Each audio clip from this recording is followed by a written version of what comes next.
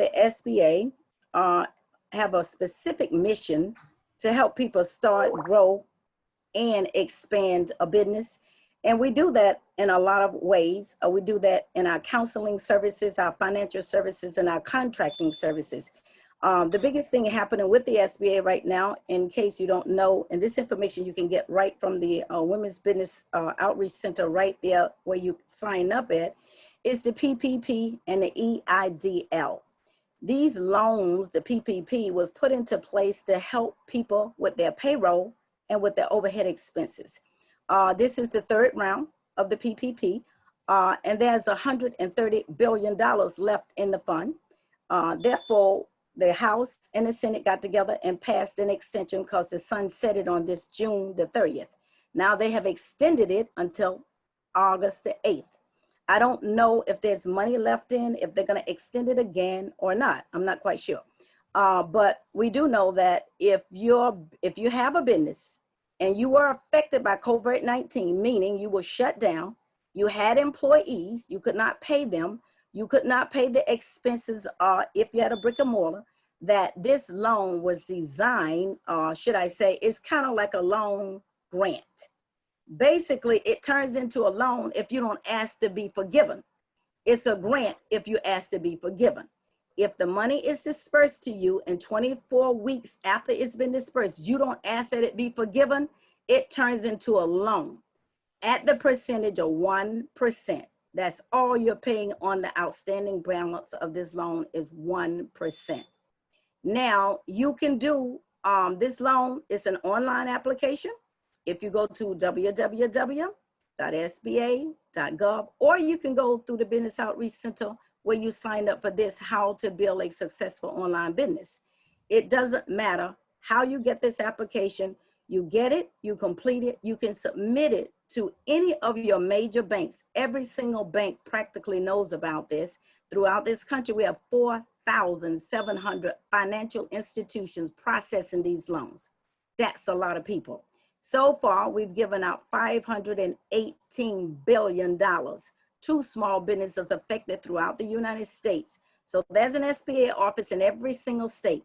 And in the New York office, we've given out $38 billion, and we have approved 318 million loans just in New York, okay?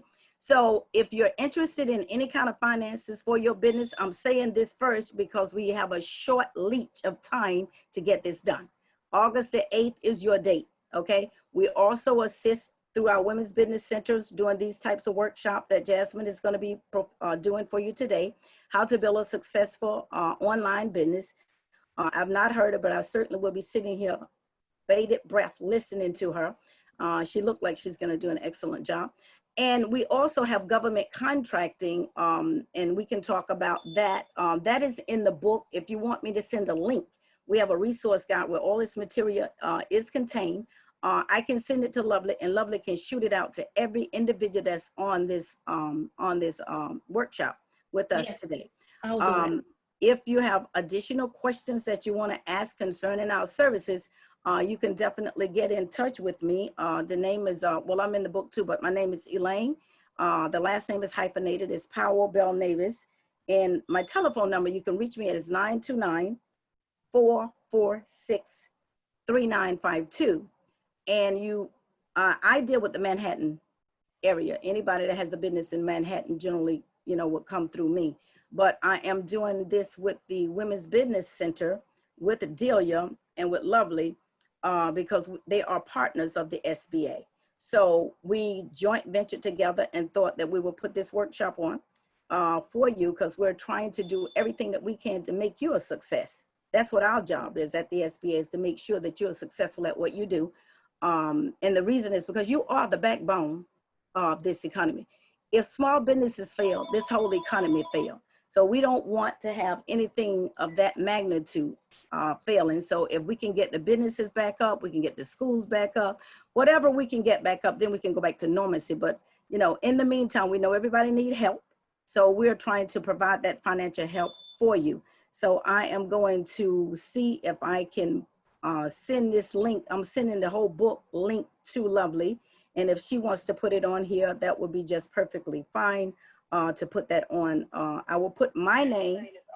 I'll put my name on there, and I will also put my telephone number on there so that you can call me. And if Lovely doesn't get the book to you, I certainly will be one of the people to get the book to you. Jasmine, again, very nice to meet you. I can't wait to hear what you have to say, because a lot of people have moved to doing business online because, you know, of the situation. So your workshop is right on time for, and you say female entrepreneurs. We are really, really interested in making sure that the women do the things that they are supposed to do. Okay, so I thank you, Lovely, for the time that you've given me. I don't want to hold Jasmine up because she looked like she's ready to roll. She's ready to roll with this, and I'm ready to hear this. So again, thank everybody on the phone for taking the time to listen to me. I will put my name, my title, and my telephone number in the chat. And when you get ready for the link, because it's a whole book, I will send that to Lovely, and she can send it out to everybody that attended on this chat. Okay, thank you very much. Have a fantastic day, but I will still be here. Thank you. Jasmine, whenever you're ready. Oh, yeah, I'm ready. So first of all, I want to thank you for that. And I want to thank Lovely. I want to thank the SBA. I want to thank the Women's Center. As you'll see, as I roll through my presentation, I've been supporting women in business for 10 plus years. And I completely agree with what you were saying about that we are the backbone of America. Mm-hmm. Women especially, I think, do a tremendous effort to move things forward. And my own kind of statement, my own philosophy is that if we come together and support each other, we'll be even more powerful and make better things happen for each of us individually. Absolutely. So that's that. I am really about that. So I'm really happy that I let you go. All right. So I'm gonna get right into this. And as you were saying, yeah, this is a time, you know, unfortunately, COVID has really hurt the economy. But at the same time, entrepreneurs by our nature, I've been an entrepreneur for a very long time, are creative, out of the box thinkers that shift and move. And that's what we have to do to survive. And entrepreneurship is not for everyone. And so, you know, I've seen that entrepreneurs are making the right shifts and coming up with different ways of doing business. And I've been in digital marketing for close to 20 years. And I see now that it is really a place where you can build a solid business. And so that's what I'm going to talk about today. And this, for me, I'm a keynote speaker a million times over. So for me, this is a basic overview, but I'm giving you tips that you can walk away with and actually do something. Okay. So my agenda is to, first of all, how you properly plan for an online business. Most of my work is as a strategist. I do not do anything without planning. And I don't think anyone should, because if you just run at digital marketing without an understanding of who your market is, what your price points are, who your competitors are, you're going to inevitably end up spending a lot of time running into pitfalls, spending a lot of time, and time is money. So I'm going to talk about how to properly plan for your online business, whether you have already started a business online or you're just starting a business online. And then I'm going to talk about tactics. So the way that digital marketing works, and marketing in general, is we start with strategy. And only once we have a solid strategy, then do we start to deploy and manage and optimize tactics like social media, like search marketing, like website optimization, which I'm going to talk about today. And then I'm going to talk about the million-dollar question, which is budgeting.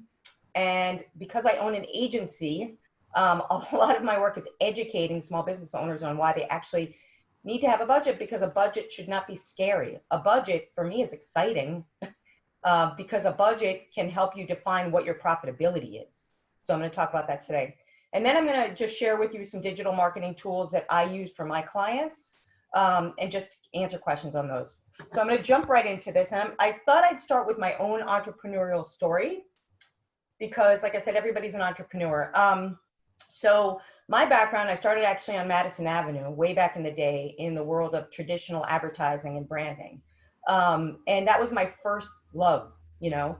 And then once I went to UM, as you see here, I'm a big Kings fan. So once I went to grad school, I chose that I really wanted to learn everything that I could about entrepreneurism. And so I did that. And then from there, I went to IBM. So my background is a mix, just to give you a little bit of a footprint, of traditional advertising and branding, definitely B2B technology, and entrepreneurism. And since I did all that, I left IBM to start consulting for other agencies. And around the time of 2006, I was speaking at a Direct Marketing Association conference in Phoenix, Arizona.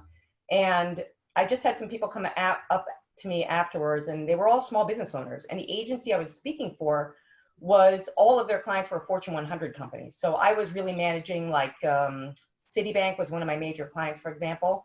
And all these small business owners were hungry for support, but none of the agencies wanted to give them support. So a light bulb went off because I'm an entrepreneur, and I said, I'm going to leave this agency. I'm going to start my own agency. I'm going to call it Agency. We're going to represent small businesses. And I've been doing that ever since. Flash forward to about 2000, well, after that miserable recession, 2008, 2009, there was another major change in the way the world was going in the economy, just like now, actually, very similar to me. So what happened because of the recession, as we all know, there were, just like today, there was this major breakdown of big corporate America. And so there was an influx of more entrepreneurs. And so there were all these really smart, experienced people out there that were leaving companies like JP Morgan, Bear Stearns, Citibank. They ended up becoming my clients because they wanted to start these small businesses, consultancies. And so that happened. And then because of my work in managing a lot of small business clients, people wanted my education. So I started speaking, and I'm just trying to get to the point of what we're doing today. So I started doing speaking, and I started developing these library of courses, and I would look out into my audience, and I kept realizing, like, the people that are smiling and the people that are coming up to me all have the same commonality. They're all women. And all these women, young and old, I'll actually never use the word old, older. Young and older women were coming up to me and really excited about what I had to say because they really wanted to build their own businesses. So I started this podcast called Warrior Women in Business. And that podcast has grown now into a member organization, which I run. And this is actually how I found the SBA in the first place. So Warrior Women in Business falls under my JS Media Corporation, and we do events. I run a conference called Brand New, all for female entrepreneurs. We love to partner with other women's organizations that have the same mission. And we basically bridge mentors, coaches that have been there, done that with female entrepreneurs, and even bring in students to get internships with female-led corporations in New York City. So anyways, that's me in a nutshell. So I want to just give you my background so you know who I am and what I've done. Okay, so now where do you start? This is the exciting part, because talking about me, okay, no, done. So the first thing that you need to do is, whether, like I said, whether you are considering starting a business. A lot of my female clients have had their own companies, but they've never really done online business. I've also come across a lot of women that have done traditional jobs, and now they want to do something online. So I want to give you an idea of some of the things that you could do in terms of starting an online business. So the obvious is having a product e-commerce store. And a lot of these clients I support and advise. So whether it's I have an idea for a clothing company, or I have an idea for an art company or a book company or something, So this is e-commerce, right? And e-commerce in itself is exactly what it says. It's an online business, So that's really 100% and a complete online business. That requires everything from fulfillment, distribution, partners, profitability, pricing. I mean, I could go on, inventory management. You can also look at starting a coaching consulting service online where you can actually charge for your time online. So that's something that a lot of coaches and consultants, and especially trainers, because I'm a speaker and trainer, they've just been having an incredibly hard time right now. I mean, I produce events. My business lost like $20,000 easily through COVID, because we lost our events. So it's about shifting into, how do I deliver events that are highly qualified online? How do I deliver my coaching consulting service? How can I take my former or prospective clients and shift them online? So that's another way you can do business online. A membership service. So a lot of companies that do really well online are smart to have an ongoing recurring revenue, whether that's a membership-based service or an online subscription service. So an example would be like a software usage company, right? It's a recurring business online. Online course delivery. I have a lot of people that ask me to advise them on this. And so Yes, you can do it. Yes, you can have a course online. Now there's gazillions of sites that you can start with just to start selling your course to their students. But once you build enough of an audience there, like Udemy is an example, there's like Skillshare, there's millions of examples. But once you get there, if you have a solid business, people will start coming to you as the expert in that area and buying your courses online. Digital downloads. So Etsy is a perfect example. I also support, through Warrior Women in Business, female creatives in a huge way on the side. I'm a musician, and I really believe that women in the arts need help. So, you know, if you're an artist or someone that's creating or composer, you can sell digital downloads online. There's so many sites. You don't even need to build your own site. There's so many sites that are hungry for your content, and that becomes of value. So number one is defining a solid business idea. So I thought I'd just give you some examples of online businesses that actually make money. Okay, number two, discovering your online target market. Really, really important.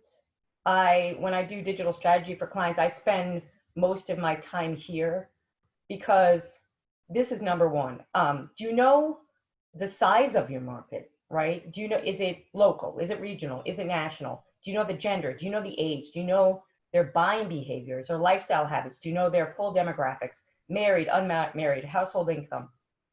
All of this information. The beauty of the web is that you can get a lot of great information and data mine, which is how social media started when I started in it, from just utilizing online tools. So do you know the price your audience is willing to pay?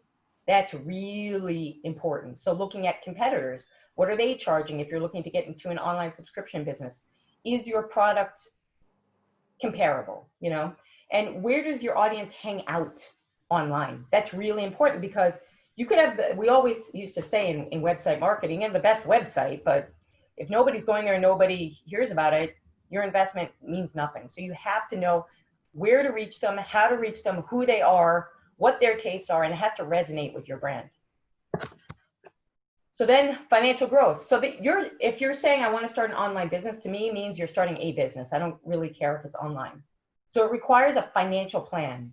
Very, very important. At Warrior Women in Business, I brought experts together that I focus on marketing and they focus on finance and operations. So building an online business, just like the SBA provides amazing tools for entrepreneurs and such great support, you know, utilize those tools, you know, write out your actual business plan. So what is your pricing plan for your products and services? You know, defining your minimum resource requirements. It's so important and so hard, because I'm a very honest person. It's not easy. My goal is to make $1 billion, and it is, and it is, you know, and that's what I say every day. And, but yeah, it's going to take a long time. And I know I need to start maybe with 1 or 2 full-time employees, you know? So what are your minimum resource requirements based on the products and services that you sell? This is a math equation that's so important for you to have before you launch a website. It's so important. What is your investment, right? Because every entrepreneur, pretty much, that I've ever worked with starts with their own money, and that's good. You know, that's fine. But you got to know how much money you can invest and be realistic about it. And then you have to look around and say, who else in my support system would be willing to invest? Maybe you're lucky enough. I've never been in the situation, but maybe you're lucky enough to have a female partner that maybe wants to be a co-founder and invest. And that's pretty cool. You know, so looking at your investment, how much can you realistically invest in your business based on your personal finances, and making that a separate line item. It's hugely important, because too many entrepreneurs fail because they mix their finances. They don't understand their finances. They're creative people. It just doesn't work. So it's really important. How many products should you sell year to year to hit your profitability? If you don't know that, believe me, you're going to fail. You have to, and I hate to be so direct, but you have to really understand your business. And I'd love to see the day when women business owners are respected just as much as male business owners. And I think this area of understanding your finances, understanding profitability, understanding how to make it work is what's going to help us really rise as women in business. Where can you pull from to invest? So most of the clients that I work with, like I said, they start with putting their own money in. But at some point you want others to invest, because usually it takes, in my experience, it could take a year or two. Sometimes it takes up to 5 years for you to be profitable through customer sales. So you need to have reserves, whether it's a loan through the SBA, or you're going to female and angel investors, of which there are 10 angel groups in New York City I personally work with, or you have connections with private equity.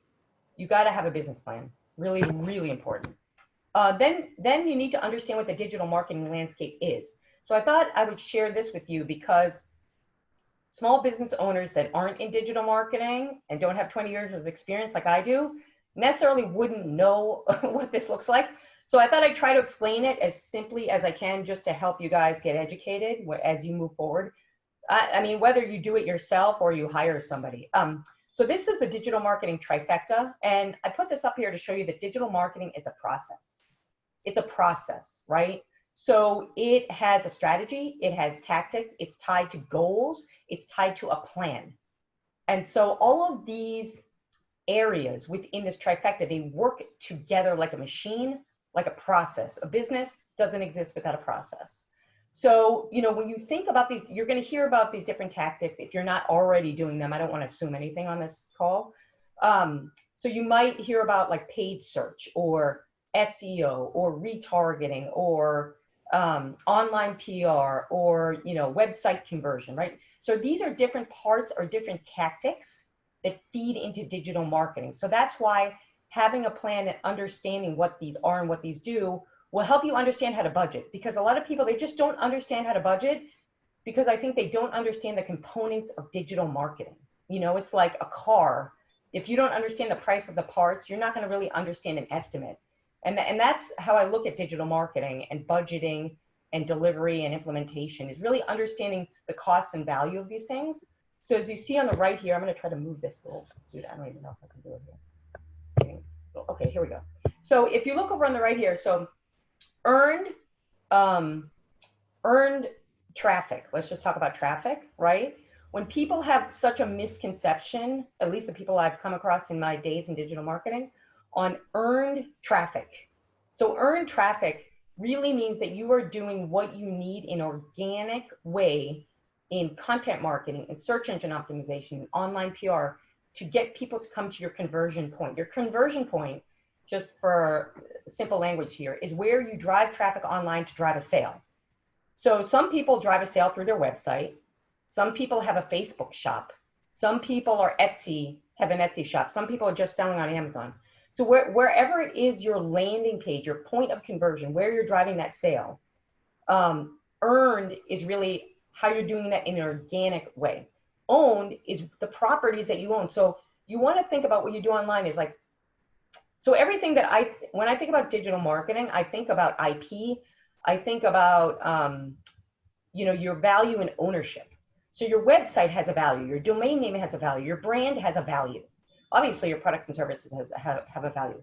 So that's really where you want to drive traffic and visibility. When people come to me and they say, I want brand awareness. Okay, so I look at what does this person or this company own? And those are their assets. And then there's paid efforts. Paid efforts can become very costly, but with small businesses, you don't really need to go that way. When you think about developing your digital marketing plan, you want to think about, to go back to what I was saying previously, where it is your customer lives. So I generally recommend doing that first where you know there's demand and where you can have immediate impact. So that's why when I talked about Warrior Women in Business, as you may have noticed, I said we focus on New York City and the tri-state area women because it's a regional focus. So if you're just starting out, it would be smart to start where you know you have a demand, where you understand regionally where your customers are, because then when you get into, I'm just getting to this point about paid media, when you get into putting dollars behind a campaign, which you will do in search marketing like Google and Bing, or social media, which would be, obviously LinkedIn, Facebook, well, barring what's going on with Facebook today, Facebook, Instagram, Twitter, so on and so forth, TikTok, whatever. You, instead of just throwing money at it, you have a specific budget based on where the market demand is. So this is how we as digital marketing professionals look at the landscape for our clients or even our own businesses. where am I putting money into? Because all of these things require some budget, you know? And how does that support my plan? So just, this is more so that you can just kind of understand the process and the tactics. And then on my website under digital marketing strategy, I have this kind of old school, but it's pretty detailed video that kind of breaks this all down. What's in a digital marketing plan? How does the process work? So you could just watch that video too. Okay, so a brand.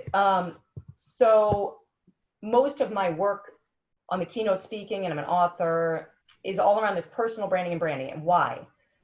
Well, I love branding, but more importantly, small business owners, whether you're a solopreneur, you have a partner, listen, if you're less than like 20 employees, let's say, to me, you need to have a strong personal brand, or what I call an executive brand footprint, right? Because you can leverage that for your company brand. So when you think about, so still I'm in strategy in this presentation, right? I haven't told you to do anything yet. So right now you're thinking about, what's my business? Who's my target audience? What's the demand? What's my pricing? How am I going to make this work? What are my resources? Do I understand digital marketing? That's where I've gotten to now. So now you want to think about, what is my brand? What's the look and feel of my brand? Now, what's really important about that is, as you can see, my brand is red. My Jasmine Sandler brand is red, white, and blue. I chose that from the very beginning. It's just colors that I love, I enjoy. It makes sense for my brand. I focus on people in the US. I like it. It works with my brand, you know? So what does that mean? That means then everything that I deliver, from social media graphics to video covers, to the website, to the PowerPoint decks that I own that are trademarked and all this, everything has to have the same coloration, right? So if you're thinking about your website, you've got to think about the colors. Then you also have to think about, how do the colors resonate with my audience, right? So that's really important. So one of my clients, one of my favorite clients, I say this about all of them, but this woman's just super smart.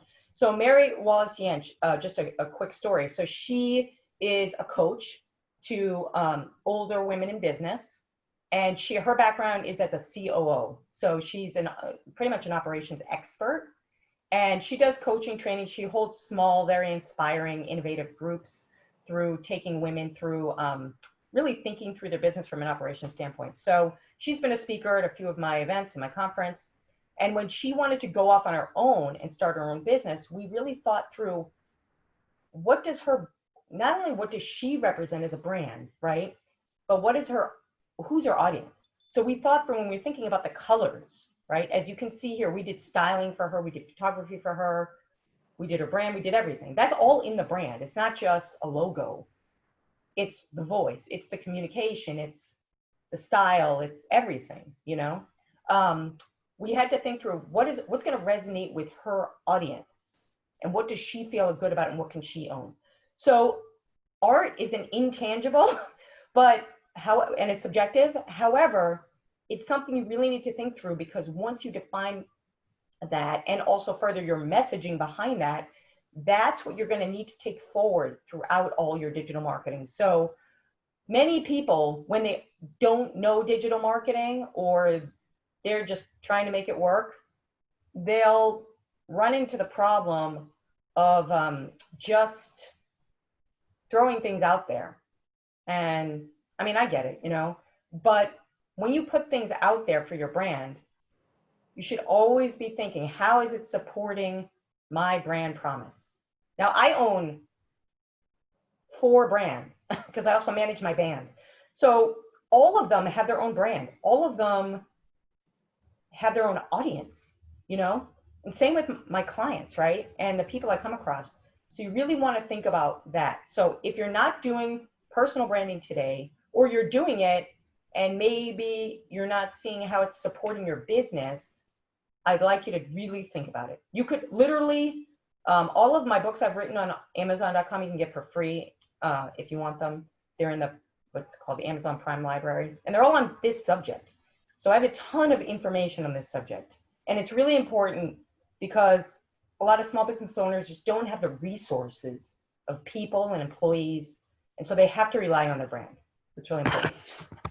Okay, website design and development. So once you have that brand, you know, and I'm talking about just startups here that are just starting an online business. Even if you already have a website, I still can talk to you very easily. But basically, the design has to support your brand, right? So I have an example here of another one of my clients, right? So if you look at Rachel Braun-Sherrill, who runs Spark Solutions for Growth, she supports female sexual health tech companies, very niche, extremely niche. You know, her website, her colors, her photos, they resonate with her 100% and her personality, you know, the content, everything, the language. I didn't even talk about the language because it's so important. So when you talk about the website, right, the copy has to resonate with who you are and what your business is. The design needs to support the brand. So just like I was talking about having a financial plan for your business online, you also need to have a functional plan for a website. So this will say, I'm going to have X number of pages. This is how they're going to flow. These are the functions of the website that a user will take as he or she traverses my website. And then they will get to these goals, whether they're going to download something, fill in a lead form, buy something, buy a couple of things. Having a functional plan, a blueprint, an architectural blueprint before you design a website is just so important. That's so important. So I just want to emphasize that. Having, you know, the site designed and developed for organic search optimization is a no-brainer. And for scalability, depending on what you're doing. But today's topic that I was asked to do is about an online business. So I'm assuming you want to grow it. So if you want to grow it, you need to be on the right web host, right? You need to be on a platform that is scalable. So these things are important. Having customer service tools and market automation is generally a second and third step for a new online business, but it's just something I want to throw across to you guys to let you know. Like I was telling one of my clients a couple of weeks ago, I said to her, how are you going to handle customer service? I mean, customer service is huge, and the beauty of being a small business owner is that a lot of big businesses, even if they're medium-sized businesses, tend to not do a great job in customer service. So this is where you can take the edge, where if you respond quickly, you know, if you give people the tools and information to connect with you, you're going to be miles ahead of your competitors and some of the bigger companies. So like, that's why I put on here live chat as an example, you know, just thinking customer service as you're building a website is really important. Okay. So these tools, just to give you, I just want to throw up some tools here. So we use, at my agency, primarily we design and develop in WordPress with WooCommerce. Sometimes we do Shopify. And then, you know, Squarespace is also an option. But I tend to go WordPress with WooCommerce. I've been developing on that for so many years. Just really comfortable with it. It's a solid platform, meaning the way that some of these, what we call open source platforms work, content management systems, is that there are development companies that create plugins to drive other functionalities on these platforms. And because WordPress as a development platform has been around so long and solidified, you know, you basically can do anything on WordPress, you know, products, memberships, subscriptions, courses. I have all that on my website, you know, on one of them. So just to think through that for a second. Okay, digital marketing budget. So I want to talk about this and not scare you guys away. Actually, if I scare you, it's okay. But I want to start with talking about the budget from the standpoint of profitability. So I do not look at, because I myself spend definitely the minimum to medium range of this just on my own business, you know. Why? Because I have a financial plan. That financial plan says if you spend X, you'll get 2X back. You know what I mean? So the budget is really, I just put this up because most people have zero idea, at least the people I talk to. Every time I ask, what's your budget? I have no idea. Unless they've been in business a long time or come from a background of operations and finance, then they usually know. But a lot of small business owners have no idea about budgeting for digital marketing and what does it include. So I just wanted to give you a basic snapshot of this. Branding, web design development, content production, email marketing, writing, graphic design, video production and editing, social and search management, advertising, tools and subscriptions. So in this, there are also people that require salaries, you know?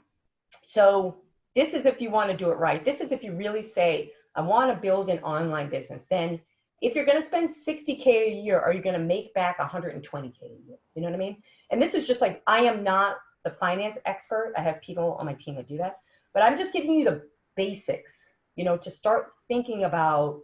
And honestly, what would be really good for you guys is if you're already doing digital marketing, whether you're doing it by yourself or you have a company or a consultant or whatever helping you. I am a big believer in spreadsheets, and most business owners are.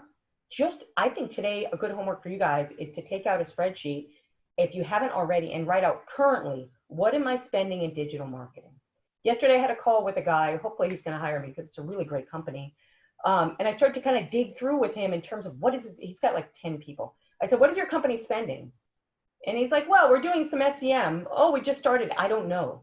I told him, you need to give me that information or I can't help you, right? Because if you're going to rely on me to help drive sales for you through digital marketing, I need to know what you're spending so that you're satisfied. So as a business owner, you really start to write it down, whatever the cost is. I don't care if you bought a stock photo for $10. Line it out on a budget, because that's really going to help you to understand, I'm spending this much money, I'm making this much money back, or I'm not making any money. Okay, what do I need to do? Maybe I need to take money out of this bucket and put it into another bucket, you know? So this just kind of helps you to think how to manage an online business from a digital marketing budget standpoint. I'm going to talk about some tactics now. And this is a basic presentation, but search marketing. So in search marketing, there's two types of search, right? So this is when people go to Google and Bing as an example, and they type something in and results come up. That's called display.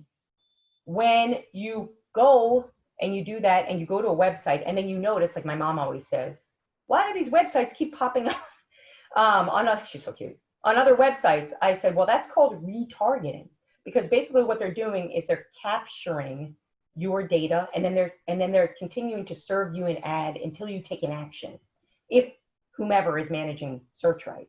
So that's paid search. You're paying to be there, okay? It's based on a cost per click. When you talk about display, there's also contextual marketing in paid search, which is delivered based on a CPM, a cost per 1,000 impressions, right? Or million impressions. So what happens there is you might be on a website like a Forbes, for example, or an Inc., and you're reading something, and you might see a phrase highlighted or underlined, and as you're reading over it, boom, an ad pops up. Usually it's a text-based ad. So that's called contextual placement. Both of these deliveries of ads or awareness around your business and your website fall under paid search. It means you are paying, not me, you're paying Google, Bing, Ask, whomever search engine to get into their networks and to get displayed to consumers. So that's paid search. Organic search. Organic search is really what I love. And so organic search is the practice of driving qualified traffic to your websites based on a number of factors. So number one, as I mentioned with website design and development, is your website itself needs to be optimized for search. There's over 200 factors, and I have no time to go through it all, but I will just tell you, if you're designing a website or developing a website or have a website that doesn't have good search rank, get an SEO developer, not just a web developer, but somebody who's done SEO. I mean, we have those people, but if you're working with somebody, ask them, do you have SEO experience, and what is it, you know? Because the basic is having your website optimized for search. SEO is an ongoing process, because what happens is rank, this is the organic listings and search, goes up and down, right? Based on volume, based on competitiveness, based on demand, based on activity. So anyway, so in an ongoing fashion, SEO works not just in continuing to optimize your website every month, but also getting what we call quality and relevant websites linking back to your website in a way that's related to how you do business, right? So this is where online PR comes into play in terms of your personal brand. So, you know, let's say, for example, I have one of you ladies on my podcast, right? And I link on any of those channels back to your website. And It's linking back to your website, and it's coming from Warrior Women in Business, which is a site about female entrepreneurship, and you're a guest. That will help to drive some signal to search to say, okay, these are relevant and qualified websites, just as an example. But there's millions of examples. I don't have the time to go through, but just so you know, I just want to give you a basic about how search works. So on the top of this slide is an example of organic search, and on the bottom right of this slide is an example of paid search listings. I have lots of case studies on my company. The agency of my company is called Agency. So on agency.com, you can take a look at that. Or if you have any questions, you can always reach out to me about search marketing. All right, online PR.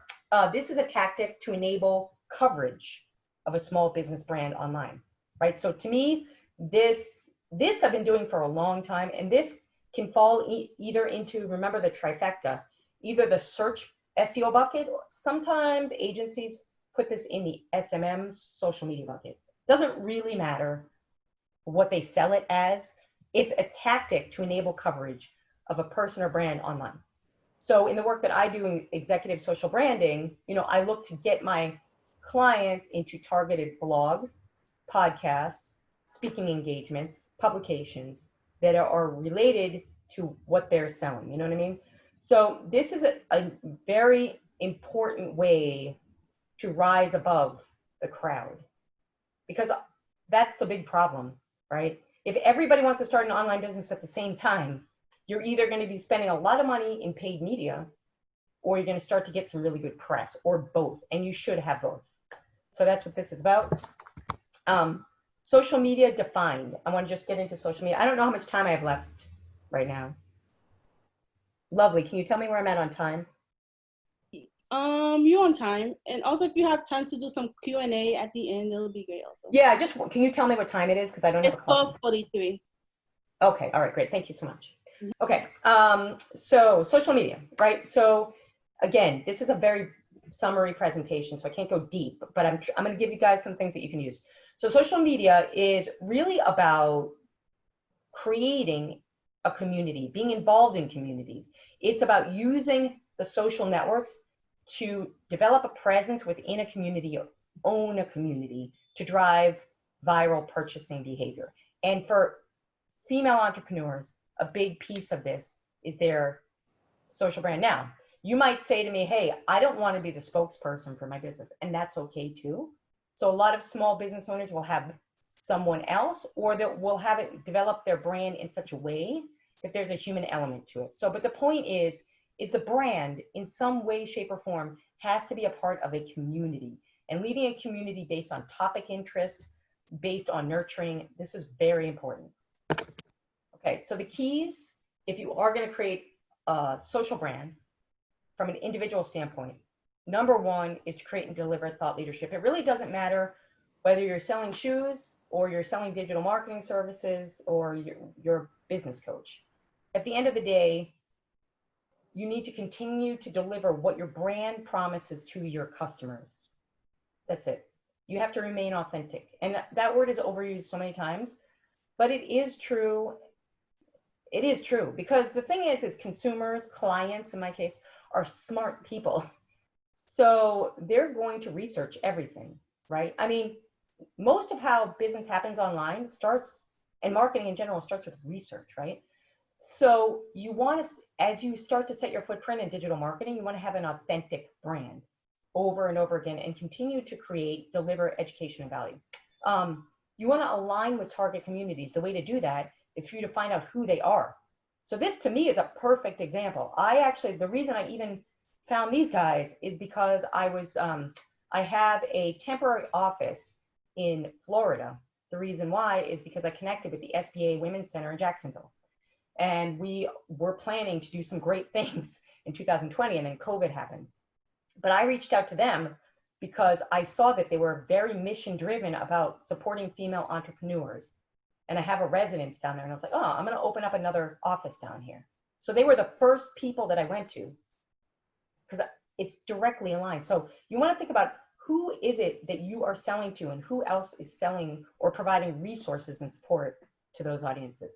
Remaining consistent is really important, and sometimes it's very hard, to be honest with you guys.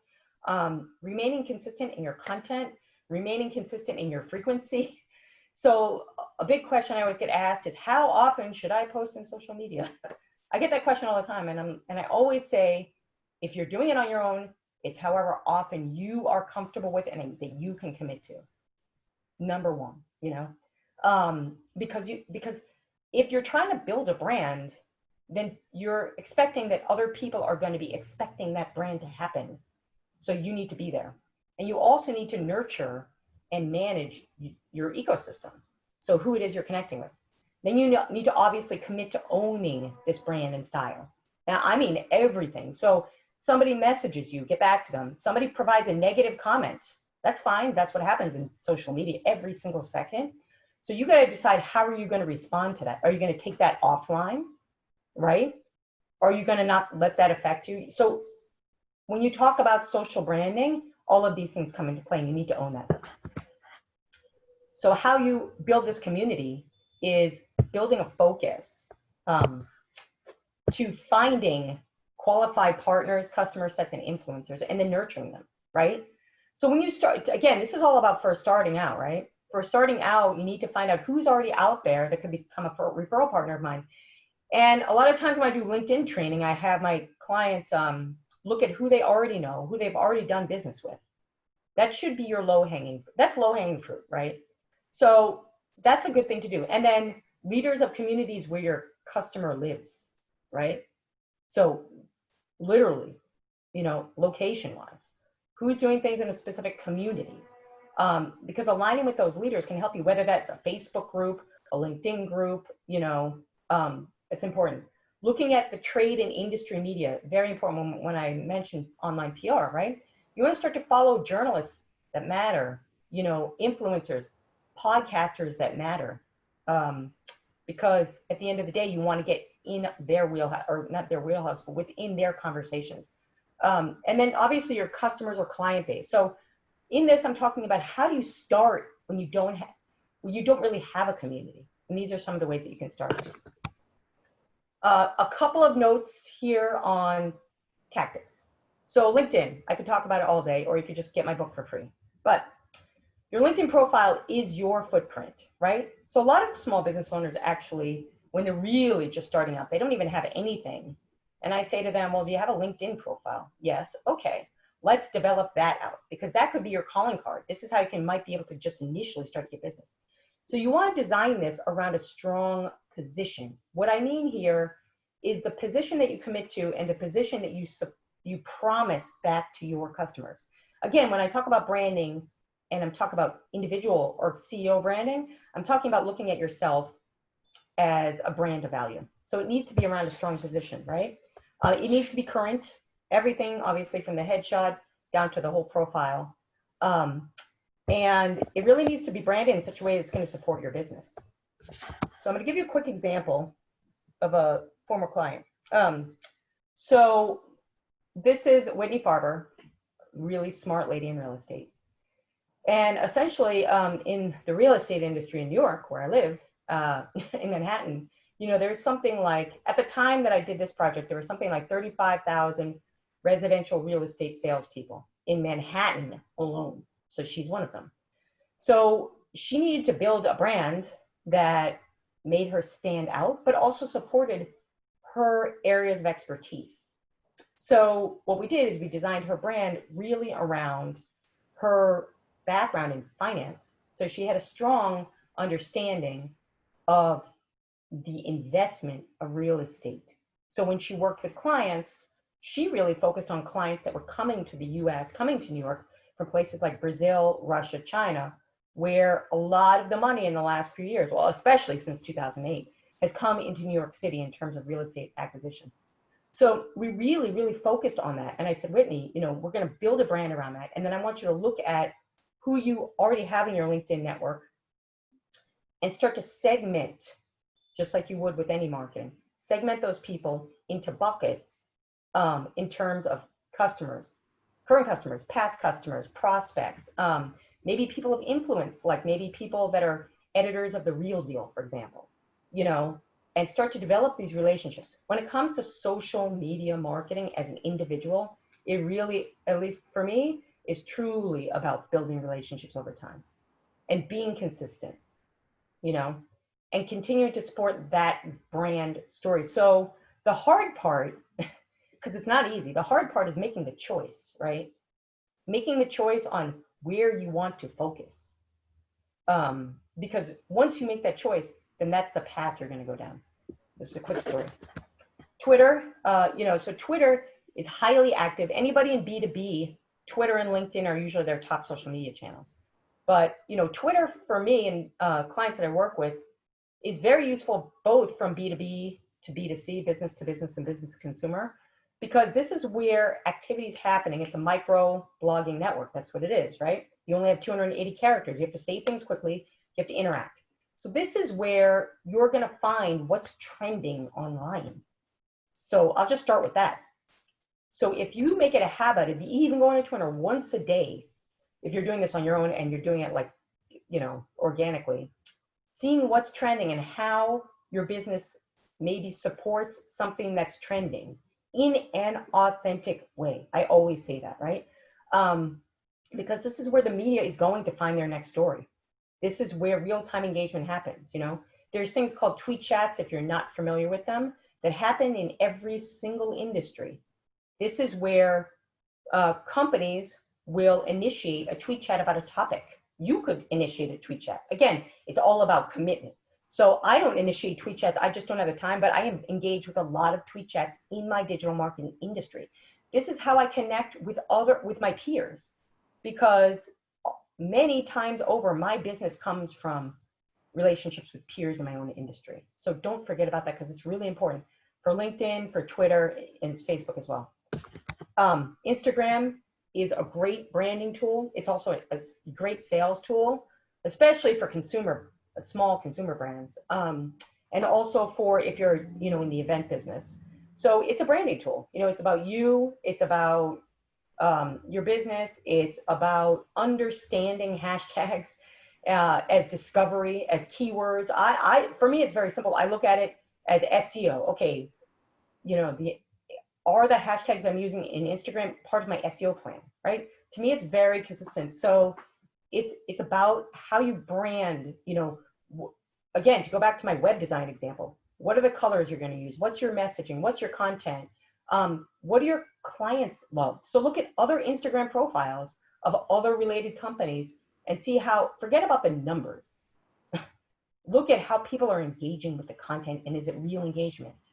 So if it's real engagement, that will give you some kind of clue about how you maybe want to focus with doing it in your own way. You want to nurture others. I say that for every social network, It's about supporting others and really building a brand and having, again, a frequency. Again, these are tactics and channels. But Instagram has really grown since its inception. And, I think when I work with small business clients, we always do campaigns here because it's so low cost and easy. It's a really good way to start to not only build your brand, but get an understanding of what your clients like and they don't like. Facebook, right? So Facebook puts the social in social branding. So Facebook, right, is the gorilla in the room. And there's so much you can do on Facebook, especially if you're an individual, right? So you can have a branded page, a public figure, or a business page. There are zillions, just like LinkedIn, but even more Facebook groups that you can interact with. You can run a group. In the consumer space, Facebook advertising can very much work if you know how to do the targeting right. If you start with putting out content and seeing where the engagement happens. Social media is really all about real engagement, right? And then getting a key cue from that, and then creating content that really supports your audience. So, again, it goes back to the branding.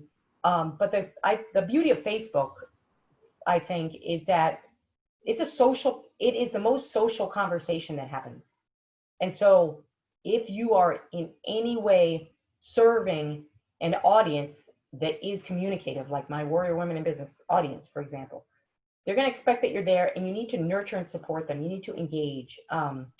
If you haven't already looked at the groups that you're in Facebook, take a look. If you haven't started a business page and you have a business, think about it.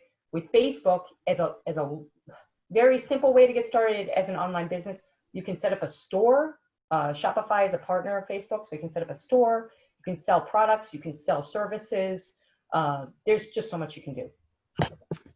Okay, YouTube is a perfect branding and thought leadership tool.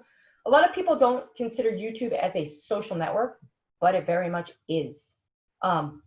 Primarily, it's a video distribution tool. And so YouTube should be a part of your mix 100%, because if you don't have a video plan, you're going to lose out. Video is consumed 63% over text every single, or even graphics every single time in an ad. So, but the key is to have good video. And it's not easy because it requires an investment, for sure. You know, whether it's people, you know, good production, good editing, or all three. But it is a great branding and thought leadership tool. And generally, I recommend when you're starting out, just have like one good video.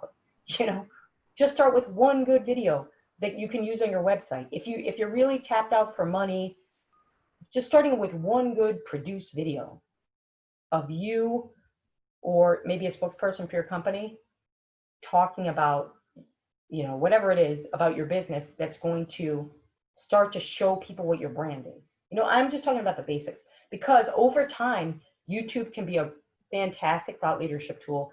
And when you get involved with YouTube, you can do YouTube advertising, which can spill across into Google advertising. Google owns YouTube. People seem to forget about that. So meaning when you do YouTube well and you optimize your content on YouTube, it helps to support search. So I can't talk enough about YouTube, really important. Recommended digital marketing tools. A lot of folks don't know the tools. There are so many tools when it comes to digital marketing. So I'm just going to give you a few, just because these are, I was just trying to look at tools for small businesses, starting businesses that are best of breed type of things that are, I wouldn't say they're all easy to use, but you can learn them and they're good for small business development of an online business. So Hootsuite for social media management, Sprout Social is its competitor. They both have their pros and cons, but to me, these are both kind of equally good for small business management and monitoring. Monitoring is important because you don't just put things out in social media and then just leave it, you know. Monitoring is a big part of it. So how are people engaging? What are they saying? You can see this in a nice dashboard on either case, instead of just trying to dig into Facebook analytics or LinkedIn, you know, who view my profile every day. So, you know, having tools will, in the end, save you time and money. And these are cheap. They're like $10, $20 a month, you know. Constant Contact, I mean, there are literally, I don't even know how many email marketing programs out there for small businesses, but Constant Contact, Zoho, Campaign are easy to use campaign tools for email marketing, where they're priced for a small business, they scale as you scale, and you can use them for like market automation and workflow and email marketing and for distributing your email into social media. So those are pretty good tools to look at.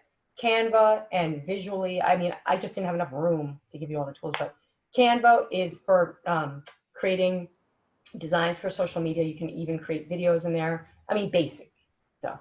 But these are just good places to start out. IWF hosting is, there's a lot of hosting, also gazillions of hosting firms, but I personally host, I have 5 websites and I host them all with IWF because if you're planning on doing anything, especially if you're planning on doing anything with developing courses online or like selling coaching, they're very solid, but furthermore, they're really priced for small business. But my favorite part of them is that literally the best customer experience I have ever had. They're based in the United States and they will never outsource you. And they get back to you, like every question I have. So I don't know, they're my favorite tool company. HubSpot, if you know anything about like inbound marketing, HubSpot is an all-in-one platform for inbound marketing, for blogging, email, everything you can think of when it comes to inbound marketing. It's a little bit more expensive, but I put it on here just in case, because I don't really know who's on this call, honestly. So just in case you've already tried some tools and now you're growing and you have, this would be, especially if you have somebody on your staff that manages your, like it is a true digital marketing manager with experience, would be able to pick this up and run with it. Yoast I have on here, the Y. So Yoast is one of those SEO tools that is easy recommend for optimizing on-site searching. And that's a simple plugin for WordPress. So, you know, my company, my digital marketing agency has been around since 2006. So we have, if you're going to use any of these tools and you want to deal or you find a tool, just reach out to me, because we have so many partnerships and so many deals with a lot of these small business companies. So I have an offer, and then I'm going to do Q&A. So again, I want to thank you and I really hope I put this actually is a new deck, because I was like, all right, I got to give them a summary and some action points for digital marketing. So, so first of all, I want to thank you for taking the time out today. I really appreciate you being on 100%. But so I wanted to put out an offer. So for the properties that I own. So I want to start with Warrior Women in Business. If you don't know about Warrior Women in Business, the website is warriorwomenbusiness.com. And Warrior Women in Business is a podcast, event series, mentorship program for female entrepreneurs. I also, as a part of it, I have Warrior Women in Entertainment. So if any of you are artists, musicians, I've worked with Broadway theater directors that need some help and want to get some visibility.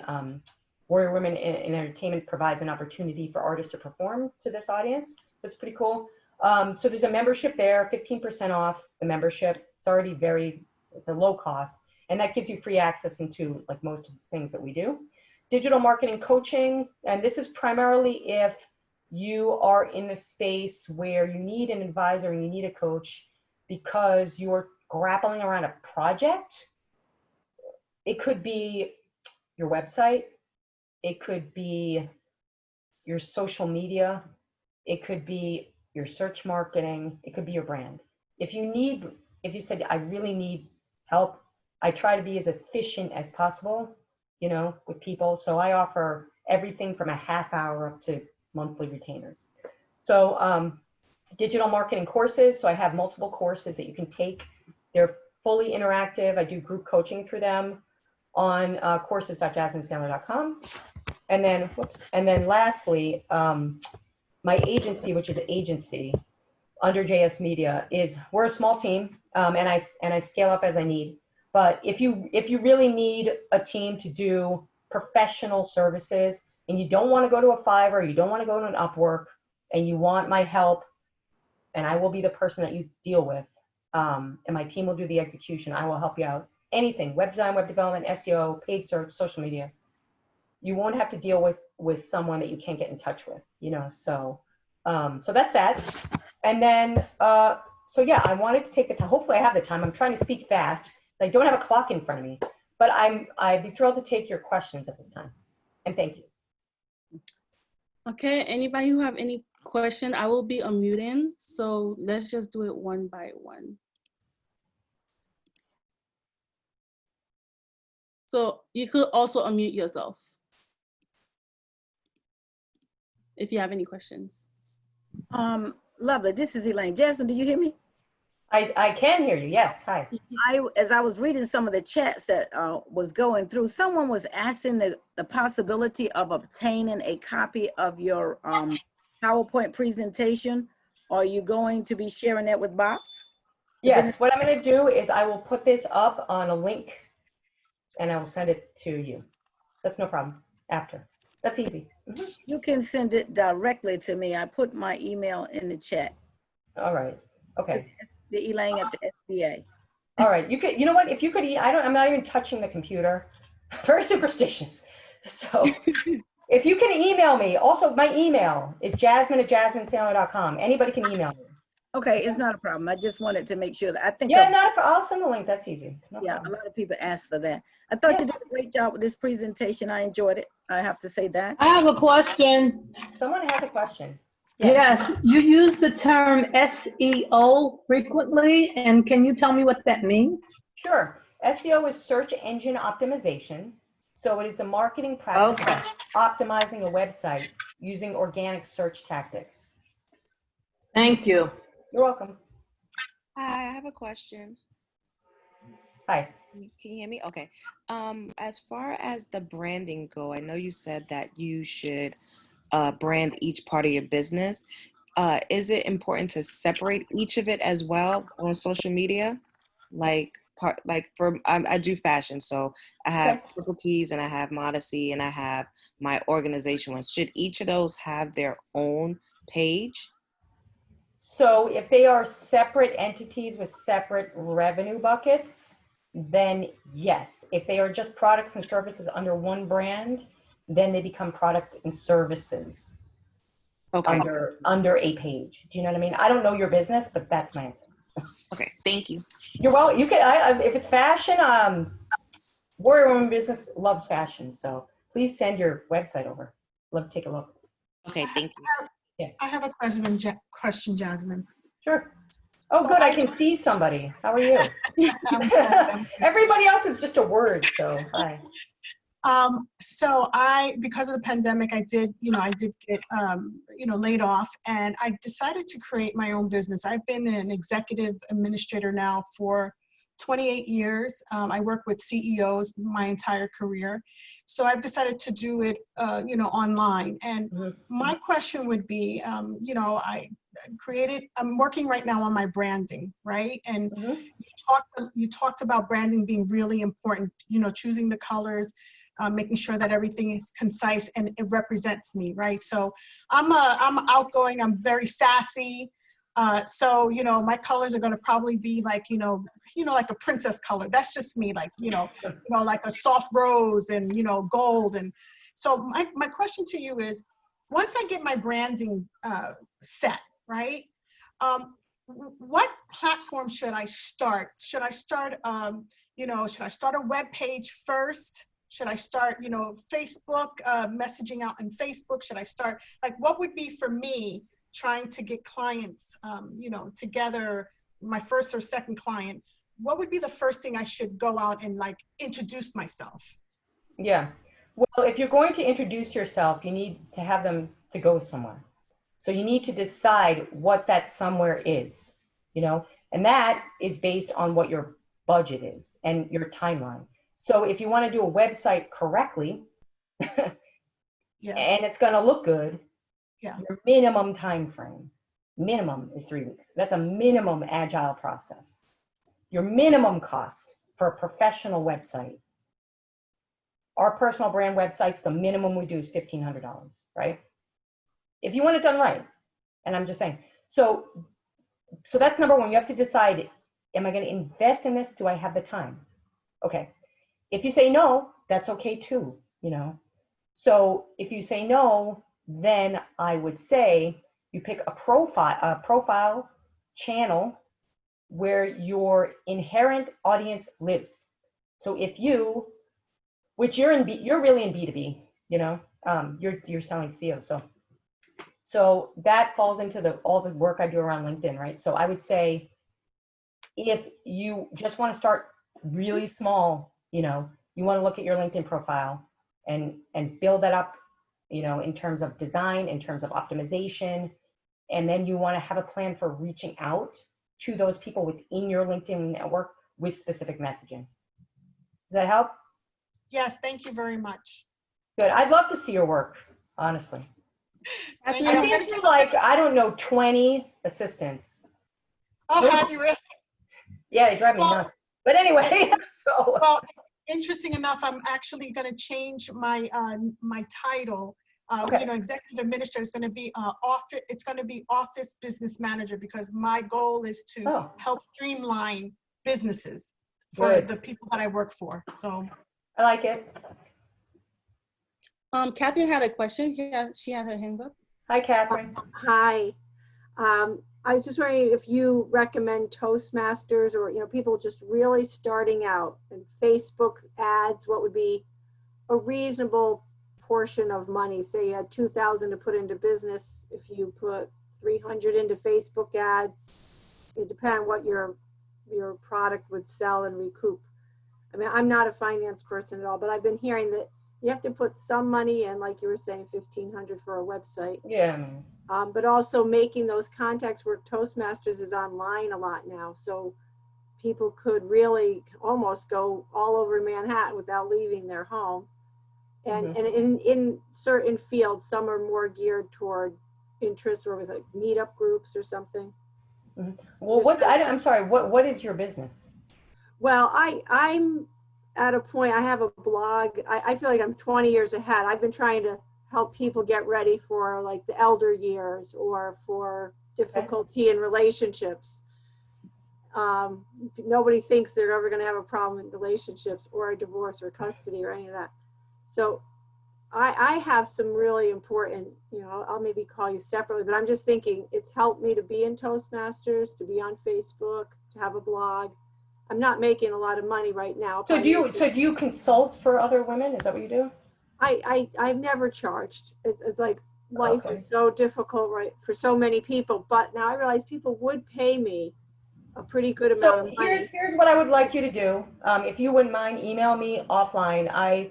As part of Warrior Women Business, I have a founding member program for coaches and consultants. Okay. Just email me so I get a better sense. I never get an answer if I don't fully understand. Yeah, I guess I'm just trying in a sense to throw that out there to people who maybe don't know how to begin or haven't honed it, even on sharing their talents, even if they're not charging. Some of this technology can be a little, you know. Of course, I agree with you. Intimidating. Yeah. So if you could email me, maybe I get like a little bit of a paragraph, or if you have a link to something, and I'll have a better sense. That would be great. And I have a friend, she has the Carrie Gabay Foundation. It's a nonprofit. Oh. And she would love help too. Okay. It's really kind of a moving, difficult situation where her husband passed. It was in the news and everything, it's rather well known. But she really would love to have more support and, you know, connect with people in a meaningful way. Okay. So, yeah, I'll put that in there. We'll set up a phone call. Thanks so much. Jasmine, do you have time for 2 more questions or? Okay. Okay. So the first one is Nicole Daly says she have a question. Then Ziggy come after. Hi. Hi, Nicole. So, I like when I can see you guys. So nice. I know you mentioned that, so I was like, I better. Yeah. No pressure, Nicole. No pressure. So go ahead. But my question is, I have a salon, and during COVID, I had started to sell more products. So now a hair salon. Yes, so I have a hair salon. I started to sell more products since we were closed, and giving out like more information and doing lots of things online. So now, but before I started that, I was planning on starting a product line.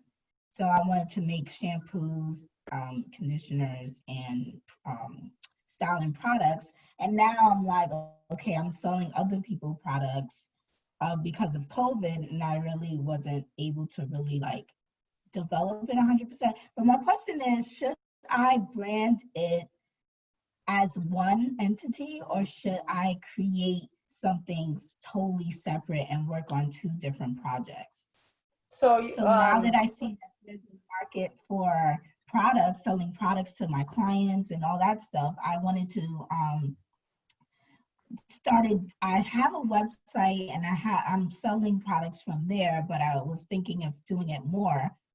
But I also still want to create a product line.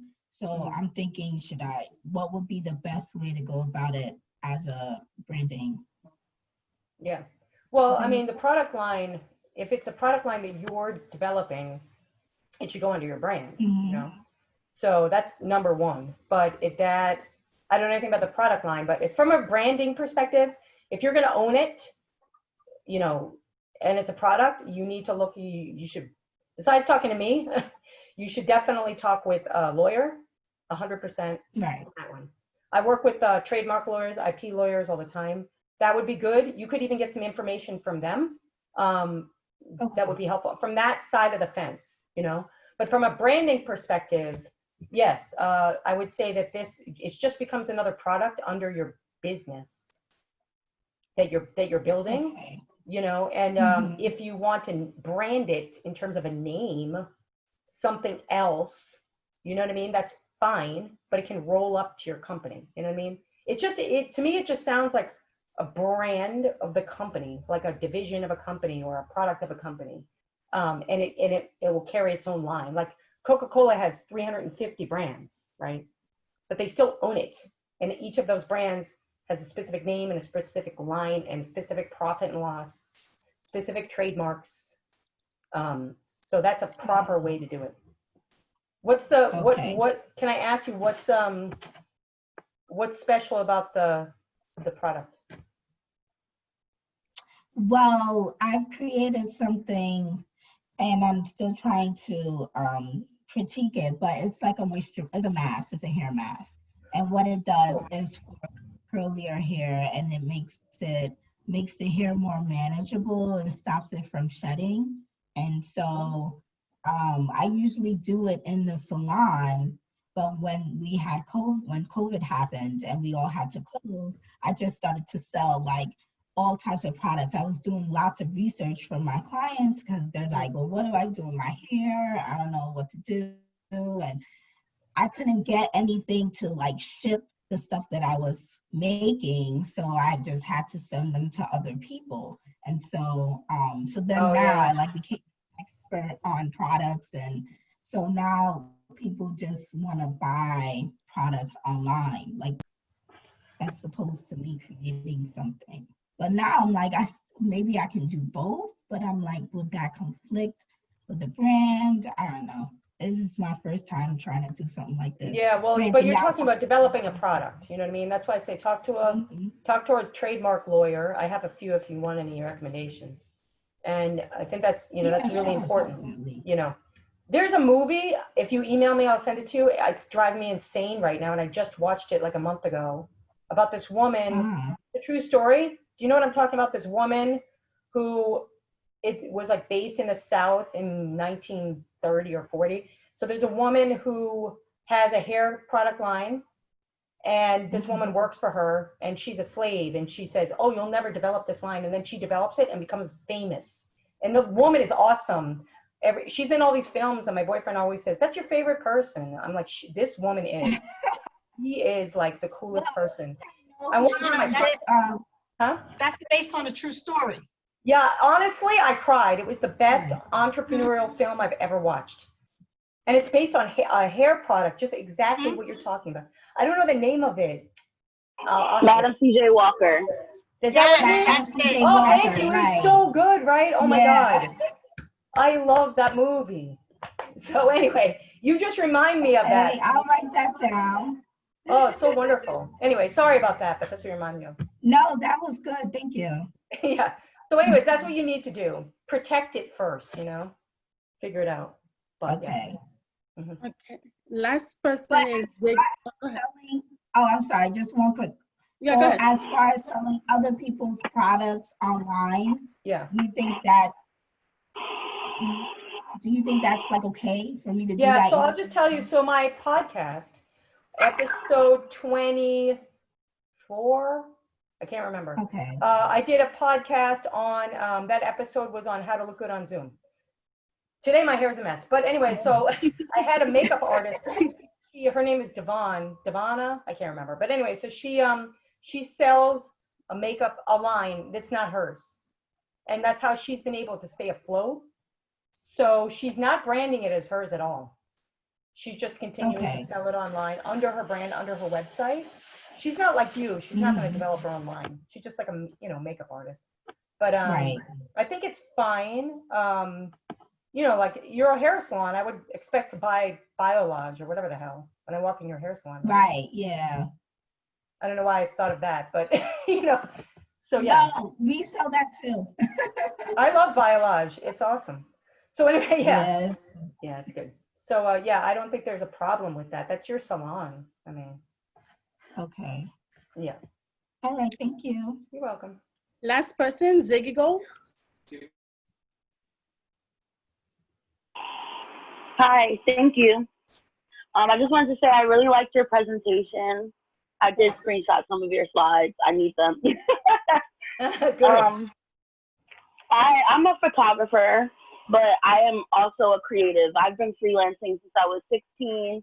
I started with organizing closets and wardrobe styling and things of that nature. And I'm just trying to put everything that I do in one brand under one thing. But for me, budgeting and money is really an issue. I have my LLC that I recently acquired, and I'm not sure if, I'm not sure.